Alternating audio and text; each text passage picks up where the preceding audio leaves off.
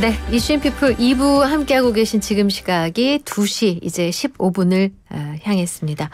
윤석열 대통령의 비상계엄 선포로 인한 후폭풍이 계속 이어지고 있습니다. 윤 대통령에 대한 탄핵 소추안 표결이 7일 토요일에 예정돼 있고요. 국민의힘은 반드시 부결시키겠다는 각오를 다지기도 했습니다.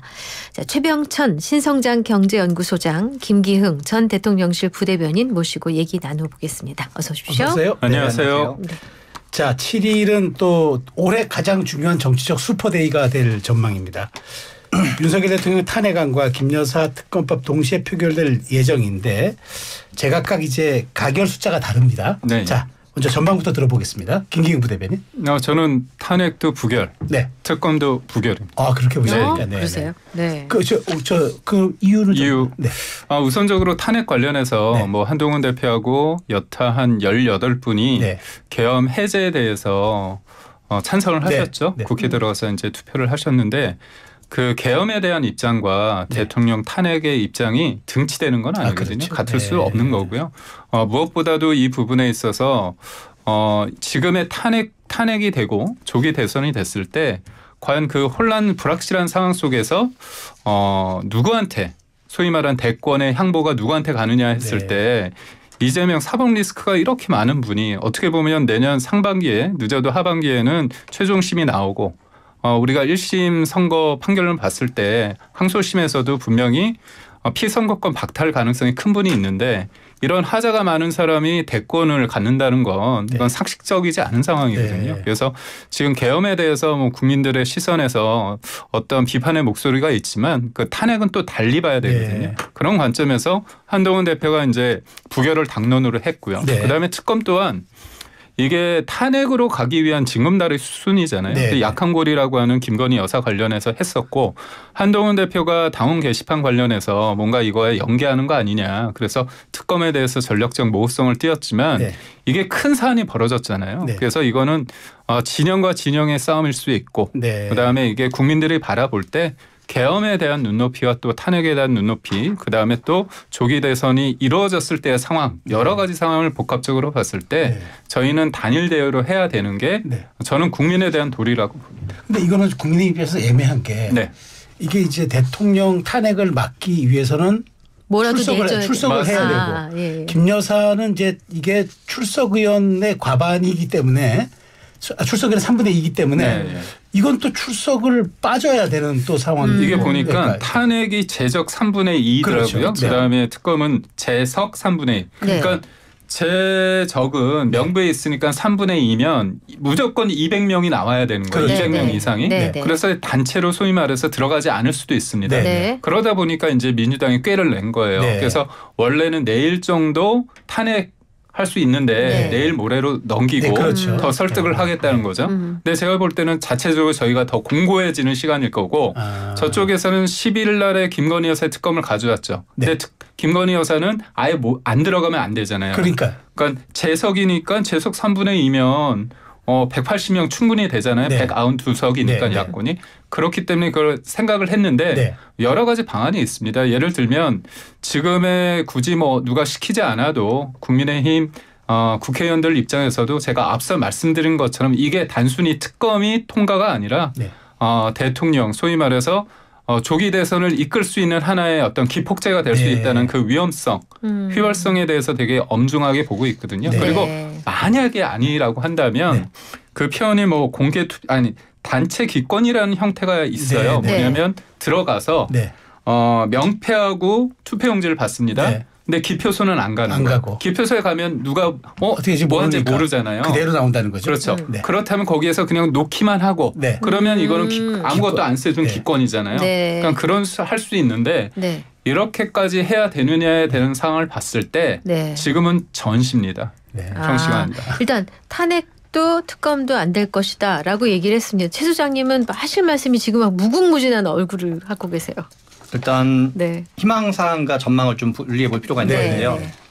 3일 저녁에 황당무계한 국민들에게 총칼을 겨눈 비상계엄이 된 이후에 환율이 1,450원까지 뛰고 그리고 각종 외신들이 대한민국 좀 이상해졌다. 그리고 미국의 국무부 부장관은 이상한 잘못된 선택을 했다. 약간 일부 외신에서는 미국 외신에서는 미친 짓이라는 표현도 썼는데요. 그래서 지금 제가 보기에 코리아 디스카운트와 별개로 우리나라 한국 경제 전체가 윤석열 디스카운트가 생겼다고 봐야 돼요. 지금 각종 이제 그 뭐 심지어는 이 환전도 거부되는 일이 지금 벌어지고 있는 태국에서는 네. 환전 사태가 벌어지는. 그런데 지금 국민의힘은 그 2016년 17년 박근혜 대통령 탄핵 이후에 일종의 탄핵 트라우마가 생긴 것 같아요. 속된 말로 탄핵하면 진보 좋은 일만 시켜준다. 네. 민주당 좋은 일만 시켜준다. 이재명 대표 대통령 만들어주는 거다.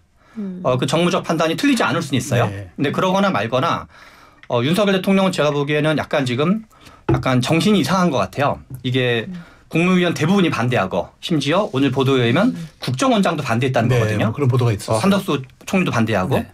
그럼 모든 사람들의 반대를 뿌리치고 김영호 국방부 장관이랑 독단적으로 이거를 이제 추진한 건데 그래서 이게 얻은 게 뭔 건지 생각할 때 이 정무적으로도 얻은 게 없고 오히려 윤석열 대통령이 코너로 몰리면 몰렸을지 이게 뭐 정무적으로 좋아진 것도 없고 네. 오히려 탄핵 여론은 더 높아졌고 그리고 민주당에 대한 기세는 훨씬 더 민주당 입장에선 유리한 국면이 열렸고 나라 경제는 더 안 좋아지고 그런데도 불구하고 지금 국민의힘은 그러니까 이재명 대통령 되는 건 절대로 막아야 된다. 네. 저는 지금은 약간 양자택일 같은 걸 생각을 해요. 이재명이 대통령이 되는 거를 막기 위해서 한국 전체를 뭔가 망치는지. 왜냐하면 윤석열 대통령은 지금 브레이크가 없는 사람이에요. 대통령제에서 대통령을 견제할 수 있는 거의 유일한 게 탄핵이거든요.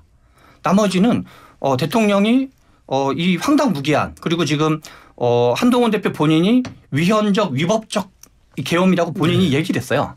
위헌적 위법적으로 더군다나 이 12.6대도 없던 수준의 지금 포고령을 내렸다는 네. 건데 원래 이 비상계엄이라는 건 국회에 대해서는 건드리지 않는 거거든요. 네. 국회 그냥 사법권과 행정권 정도를 하는 건데 그럼에도 불구하고 지금 국민의힘이 약간 당리당략에 의해서 이제 탄핵을 이제 막겠다 이건데 그런데 저는 이제 두 가지로 볼 수 있는 것 같아요. 네. 저는 탄핵을 되는 게 이 보수가 어떻게 됐는가 무관하게 나라를 위해서는 엄청 지금 좋은 거다.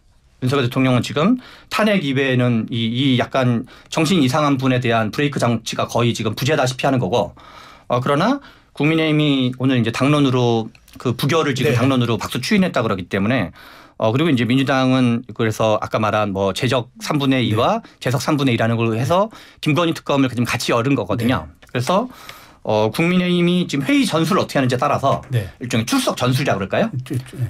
또 민주당은 그거를 다 예상하고 있을 거기 때문에 네. 그거에 맞춰서 이제 또 여러 가지 안건 상정 등등을 할 것 같긴 한데 네. 저는 자유투표를 거치면 네. 국민의힘의 8표 이상의 이탈표는 나올 거로 봐요. 그러니까 둘 다? 특검과 저는 이번에 특검은 뭐 더 나올 거로 봐야 되고. 특검은 더 나오고 탄핵도 8표 이상 저는 나올 거로 봐요. 그래서 국민의힘이 당론으로 반대를 하든 말든 네.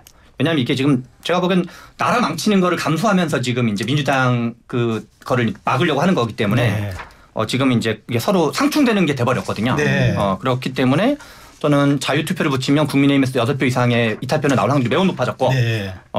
안 그러면 그래서 이제 국민의힘이 아예 총체로 뭐 이렇게 퇴장한다든가 네. 실제로 이제 투표를 못 하게끔 그런 정도를 하면 이제 부결 가능성이 있긴 있다. 네. 그래서 저는 일종의 국민의힘의 그 일종의 출석 전술, 네. 회의 전술에 따라서 결과가 좀 달라질 가능성이 있다 이렇게 보고 있습니다. 근데 최 소장님 말씀에 이제 하나 더 질문을 추가드리면 지금 근데 당내 기류가 이제 좀 약간 탄핵 트라우마 같은 것들이 소환되는 것 같아요. 권성동 의원이 우리도 좀 뻔뻔해야 한다. 권력을 잃었을 때 네. 민주당의 극악무도한 행태가 가속화될 것 이런 얘기하면서 계엄 요건이 안 맞으면 탄핵해야 되는 것 아니냐고 얘기하지만 정치는 법률로 접근하는 게 아니다라고 이렇게 지금 당내는 기류가 좀 그런데도 가능성이 있다고 보시는 건가요?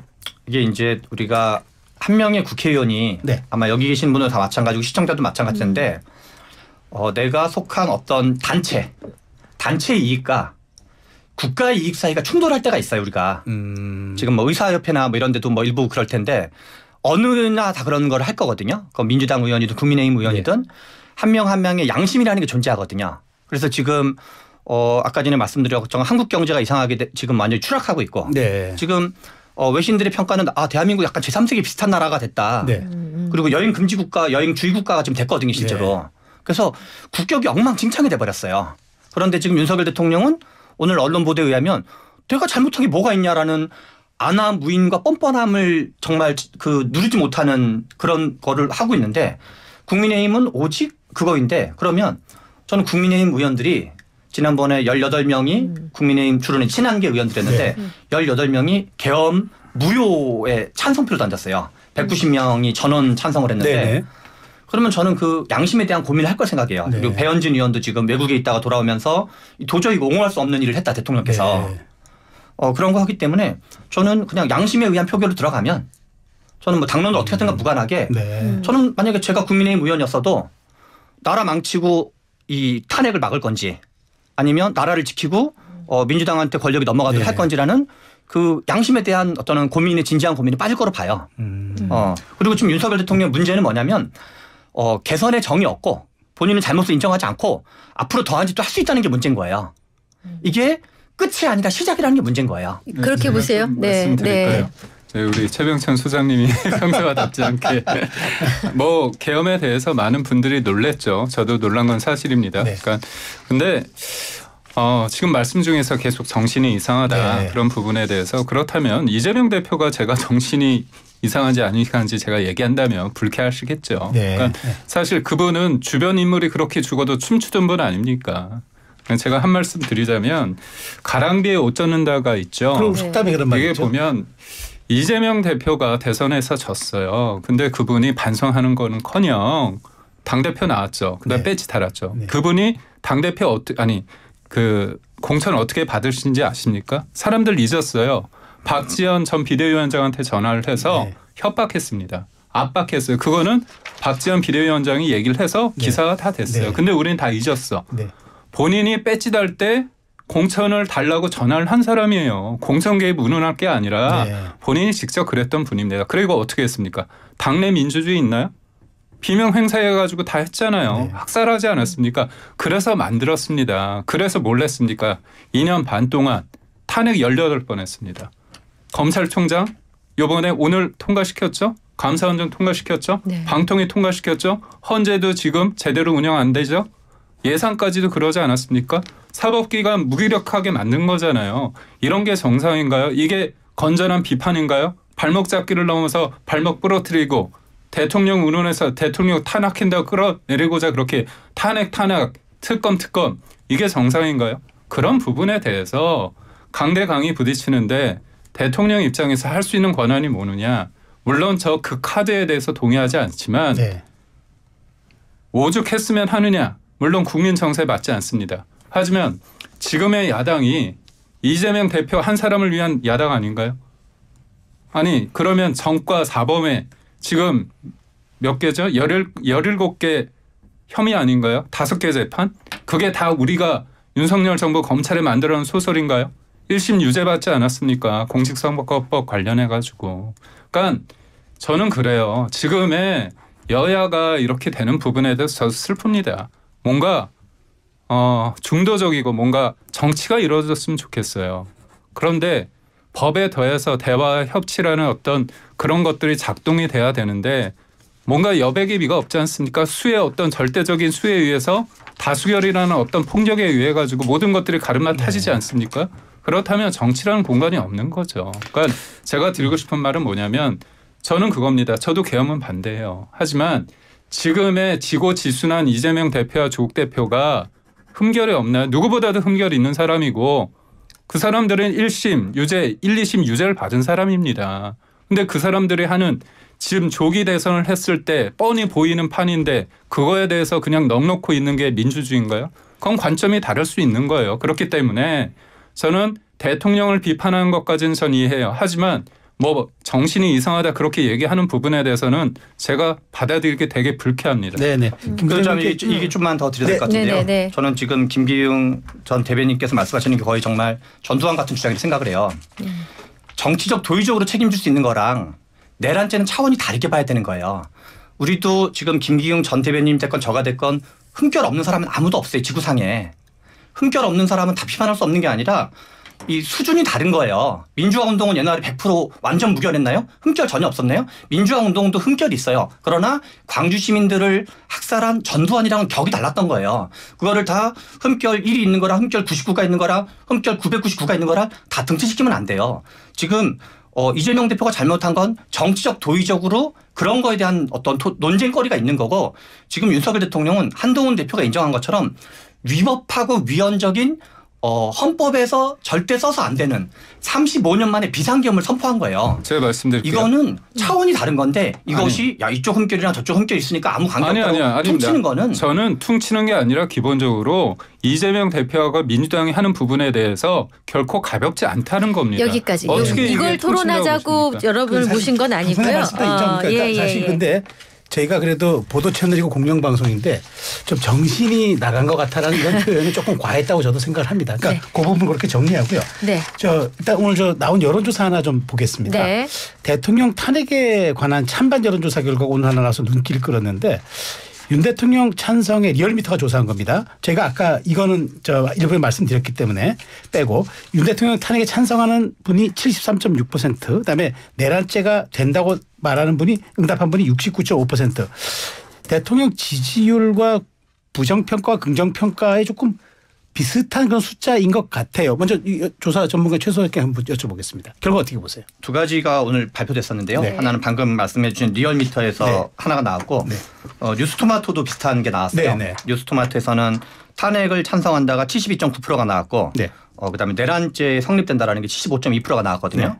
뭐 약간의 차이는 있지만 대체로 좀 비슷하게 나오고 있는 건데 그리고 재밌는 거는 리얼미터에서 이게 73.6%인데 대구 경북에서도 66.2% 정도가 이거는 지금 탄핵을 해야 된다라는 여론이 나오고 이제 그리고 중도에서는 한 71.8% 보수는 약간 좀 팽팽한 걸로 나오고 있어요. 찬성이 50.4% 이제 반대가 48% 정도 해서 이제 팽팽하게 나오고 있는데 지금 제가 이제 그 박근혜 대통령 때를 좀 찾아봤어요. 2016년 이제 태블릿 PC가 되고 2016년에 12월 9일 날 국회에서 이제 가결이 됐는데 그 직전 여론조사가 당시 이제 한국갤럽 기준으로는 81% 정도가 나왔었어요. 탄핵 찬성에. 그러니까 지금 이게 이제 지금은 이제 막 지금 사태가 벌어진 직후여가지고 한 73%, 72%, 3% 정도 나왔던 거여가지고 한 7, 8% 정도 퍼센트 포인트 정도 차이가 나게 되니까. 박근혜 대통령이 임기 말이었고 그때 에너지에 이제 버금가는 에너지라고 볼 수는 있는 거죠 지금. 알겠습니다. 그래서 뭔가 지금 국민들이 이거를 뭐 대통령 지지율과 퉁치는 거는 저하고 좀 다른 것 같고 왜냐하면 대통령의 녹취록 공개됐을 때도 이 정도로 높진 않았었거든요. 그래서 이제 그때랑 지금은 아마 여기 계시는 분들도 비슷하고 시청자들도 비슷할 텐데 녹취록 공개됐을 때 그건 잘못한 거지만 탄핵을 찬성한다는 거는 좀 사람들이 좀 달랐었는데 이번 건은 이제 좀 뭐랄까 선을 넘었다라는 생각이 훨씬 더 많기 때문에 저는 이제 국민들이 받아들이는 게 좀 다를 거로 봅니다. 기호는 아까 말씀드리긴 했지만 그 에너지경제신문의 의뢰로 어제 전국 18세 이상 남녀 504명 대상으로 한 조사고요. 중앙선거 여론조사 심의위원회 홈페이지에 있습니다. 그리고 뉴스토마토 여론조사는 잠시 후에 알려드리겠습니다. 여기에 대해서 김 부대변인 어떻게 보세요? 저희 국민들이 볼 때 이 계엄에 대해서 좀 문제가 있다 이렇게 판단하신 분들이 많은 것 같아요. 그래서 이제 대통령이 생각하는 어떤 인식, 어떤 의도가 본인의 의도와 그 결과로서의 어떤 국민들이 인식하는 부분에 대한 어떤 갭은 좀 있었다고 봐요. 그런 부분에 있어서 저는 대통령이 차후에 본인이 왜 계엄을 필요했다고 보는지 그리고 그거에 대해서 국민들이 반응하는 부분에 대해서 자기가 어떻게 느끼고 있는지 그런 부분에 대해서 저는 솔직하게 말씀을 드려야 된다고 보고 있고요. 뉴스토마토 여론조사는 어제 만 18세 이상 전국 성인 남녀 1,503명 대상으로 ARS 무선전화 방식으로 했고요. 중앙여론조사 심의위원회 홈페이지 참고하면 되겠습니다. 잠깐 광고 듣고 오겠습니다. 좀 열 좀 식히겠습니다.